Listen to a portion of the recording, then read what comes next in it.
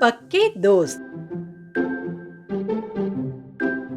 लोटपोट one में एक शेर और एक चूहा दोस्त थे।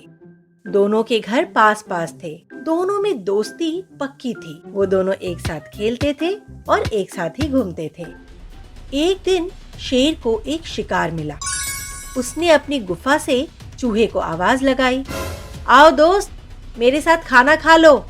तो बाहर से आवाज आई, तुम्हें जो खाना है खाओ, मुझे इससे ज्यादा जरूरी काम करने हैं। ये सुनकर शेर को बड़ा बुरा लगा। अगले ही दिन चूहे को शहद का एक डिब्बा मिला। वो खाने के लिए बैठा तो उसने शेर को आवाज लगाई, दोस्त आओ, मेरे साथ खाना खा लो। चूहे को आवाज आई, मुझे नहीं खाना है, तुम ही खाओ अपना खाना। इस बात का चूहे को भी बड़ा बुरा लगा, लेकिन उसने कुछ नहीं कहा। 2 दिन के बाद दोनों जंगल में मिले। दोनों की दोस्ती इतनी पक्की थी कि खाने वाली बात को भुलाकर वे फिर से एक साथ खेलने लगे। बातों बातों में दोनों को पता चला कि हमने एक दूसरे को खाने पर आवाज लगाई थी, लेकिन दोनों ने एक दूसरे को अजीब सा जवाब दिया था, जबकि हकीकत ये थी कि दोनों ने एक दूसरे की बात सुनी ही नहीं थी। तो किसने जवाब दिया था? जरूर कुछ गड़बड़ है। दोनों एक साथ बोले, हमें पता लगाना होगा कि कौन हम दोनों की दोस्ती तोड़ने की कोशिश कर रहा है। शेर गुस्से से दहाड़ कर बोला, ठीक कहा, कोई तो है जो हम दोनों को परेशान करना चाहता है। चूहे ने कहा। उनकी बातें छिपकर कोई सुन रहा था। तभी किसी के चुपके से भागने की आवाज आई।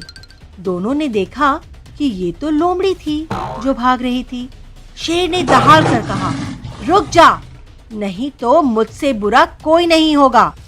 ऐसा कहकर शेर ने लपक कर लोमड़ी को पकड़ लिया। शेर ने चूहे से कहा, दोस्त, आज रात के खाने में मैं एक लोमड़ी पकाने वाला हूँ। रात का खाना तुम मेरे साथ खाना।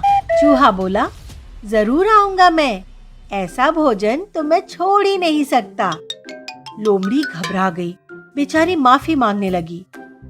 शेर ने कहा, 100 उठक बैठक करो और 1000 बार बोलो, मैं अब किसी को तंग नहीं करूंगी। लोमड़ी बेचारी क्या करती, अपनी गलती की सजा तो उसको मिलनी ही थी ना।